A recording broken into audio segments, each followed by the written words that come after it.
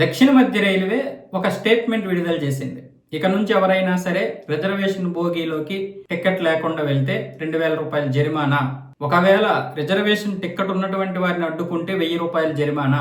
ఒకవేళ వాళ్ళు టీసీ కట్టకపోతే జైల్లో కట్టుకోవడానికి అవకాశం ఉంటది. కాకపోతే అది 3,000 నుంచి 5,000 రూపాయలు కట్టుకోవాల్సి ఉంటది అని చెప్పి ఒక స్టేట్మెంట్ విడుదల చేసింది. అంటే రిజర్వేషన్ బోగీల యొక్క ప్రయాణికులకి సేఫ్టీ కోసం, వాళ్ళ యొక్క సేఫ్టీ కోసం అని చెప్పి ఈ విధంగా స్టేట్మెంట్ విడుదల చేసింది. ఇదంతా బాగానే ఉంది. కాకపోతే ఇక్కడ జనరల్ బోగీలు చాలా తక్కువ ఉంటున్నాయి. ఈ జనరల్ బోగీలు చాలా తక్కువ ఉండడం వల్ల చాలా మంది విపరీతంగా వచ్చేస్తున్నారు. దీనికి వాళ్ళు ఏమంటున్నారంటే, మీరు ఫస్ట్ జనరల్ బోగీలు పెంచండి, అప్పుడు ఈ విధంగా మీరు రూల్స్ పెట్టండి. లేదు అనుకుంటే జనరల్ వాళ్ళకు కూడా ఇన్ని టికెట్లనే ఇవ్వండి, అప్పుడు జనరల్ టికెట్లు కూడా అయిపోయినాయి అని చెప్పండి. అప్పుడు ఎవరు ఆ ట్రైన్ ఎక్కరు.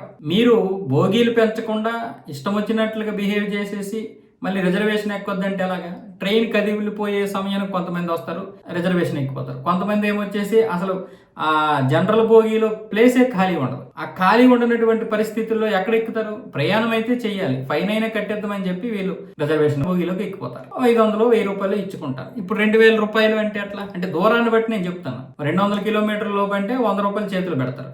ఇప్పుడు టీసీలు కూడా అదే విధంగా వాళ్ళకు కూడా అలవాటు అయిపోయారు. ఒక 50 రూపాయలు తీసుకుంటారు. మామూలుగా ఇప్పుడు విశాఖపట్నం నుంచి రాయగడ వెళ్తున్నటువంటి వారు ఈ పొబ్బులి, పార్వతీపురం ఇలాంటి వాళ్ళ దగ్గర ఎంత తీసుకుంటారు? 50 రూపాయలు ఇలా తీసుకుంటారు టీసీ రిజర్వేషన్ బోగి ఎక్కితే. అసలు అందులో ప్లేస్ ఉండదు మెయిన్. దీని గురించి ఇప్పుడు కేంద్ర ప్రభుత్వం దాని యొక్క మైండ్లో ఏముందో నాకు తెలియదు, కానీ రిజర్వేషన్ బోగీల్లో ఎక్కకూడదు అనే ఉద్దేశం మంచిదే. ఎందుకంటే రిజర్వేషన్ తీసుకుంటున్నటువంటి వారు ఇబ్బందులు పడుతున్నారు.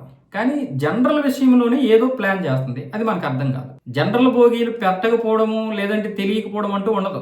రైల్వే వాళ్ళకి ఈ జనరల్ బోగీల వల్ల చాలా ఇబ్బంది పడుతున్నారు ప్రయాణికులు అనే విషయం తెలియకుండా ఉండదు. కానీ అందరినీ రిజర్వేషన్లోకి తీసుకొద్దాం, రిజర్వేషన్ అనేది కంపల్సరీ.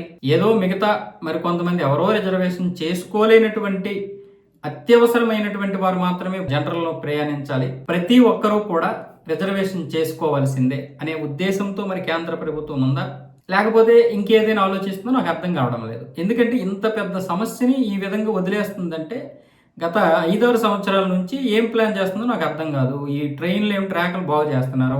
సో ఈ నేపథ్యంలో ఇంత చిన్న సమస్యను ఎందుకు వదిలేస్తుంది? మళ్ళీ బోగీలు పెంచితే రిజర్వేషన్లు పెద్దగా చేసుకోరు, ఎందుకంటే బోగీలు పెంచితే అందరూ కూడా ఫ్రీగా కూర్చుంటున్నారు. ఇక జనరల్లో ఫ్రీగా ఉన్నప్పుడు ఇంక రిజర్వేషన్ ఎందుకు అని మిగతా వాళ్ళలో కూడా ఆ ఇది పుడుతుందనో లేకపోతే ఏంటి అర్థం కావడం లేదు. ఖచ్చితంగా ఇది ప్రభుత్వానికి తెలియకుండా అయితే ఉండదు. అలాగే నార్త్ లో అయితే ఎవడు ఈ టికెట్ కొనరు. అసలు నార్త్ లో ఈ జరిమానా తర్వాత సంగతి, సాధారణ టికెట్లు కొనంటారంటే కొనరు. మన దక్షిణ భారతదేశం 5 రాష్ట్రాల్లో ఎంత ఇన్కమ్ వస్తుందో మొత్తం 23 రాష్ట్రాల్లో అంత ఇన్కమ్ వస్తుంది. ముఖ్యంగా ఉత్తరప్రదేశ్, బీహారు, ఒరిస్సా, ఛత్తీస్గఢ్, జార్ఖండ్, మహారాష్ట్ర, మధ్యప్రదేశ్, పశ్చిమ బెంగాల్ ఈ ప్రాంతం వాళ్ళు టికెట్లు పెద్దగా తీరు. జనరల్ భోగించి ప్రయాణం చేసేవాళ్ళు టీసీ గట్టిగా అడగలేడు. పార్వతీపురం దాటితే ఒరిస్సాలో ఇంక ఏ టీసీ మాట్లాడడానికి లేదు. ఇక పశ్చిమ బెంగాల్లో ప్రవేశించింది అనుకోండి, ఇంకా లెక్క వేరే ఉంటది. ఇక్కడ ఇదంతా చాలా దరిద్రమైనటువంటి వ్యవస్థలు ఉన్నాయి రైల్వే. ఇవి ఇంకా బాగుపడే పరిస్థితుల్లో రావాలంటే ఇంకా కఠినమైనటువంటి ఆంక్షలు రావాలి. ఇక హిజ్రాలు ఎలా ఎక్కిపోతారో తెలియదు.